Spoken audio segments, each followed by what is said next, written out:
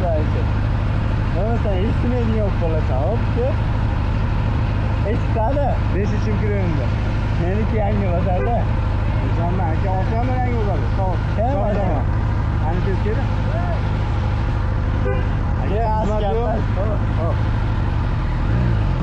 Kecha soat 11larda Orzu zapravkani yonida razvednoy pivoga bordim. Ichdim, 2 bokal pivo, shashlik oldim.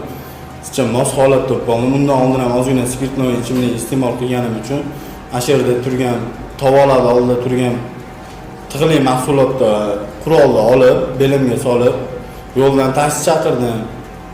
Taksiga tashab qo'ying dedim. Orqasidan bizni Lenskiy ko'chaga olib borganda, o'zimizni Andijon shahridagi Lenskiy ko'chaga borganda mototsiklda turganlarga nimaga sizlar tez haydayapsizlar deb hayot uchun xavfli bo'lgan pichoqni ko'tarib tahdid qildim. Mana shu qo'limda bo'lgan, o'zimdagi bo'lgan sovuq qurol bilan ularga tahdid qildim. Spirtli ichimlik iste'mol qilmanglar, sovuq qurollar ko'tarib yurmanglar.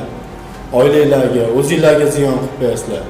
O'zbekiston xalqidan, Andijon xalqidan meni kechirishinglarni so'rayman. Qilgan ishimdan ming pushaymonman. Shu bilan birga holat yuzasidan olib borilgan surishtiruv harakatlari davomida ushbu shaxs 24-iyun kuni soat 1:00 dan 3:30 gacha bo'lgan vaqt oralig'ida chaqiruvga asosan kelgan Real taksi yo'nalishida xizmat ko'rsatuvchi fuqaroning boshqaruvidagi Spark rusumli avtomashinasiga o'tkir tig'li jism bilan chiqib, haydovchini zo'rlik ishlatish bilan qo'rqitib, unga yo'l kira haqini ham bermasdan 100 ming so'm pul mablag'larini yashirin ravishda talon-taroj qilganligi ham oshkor bo'ldi.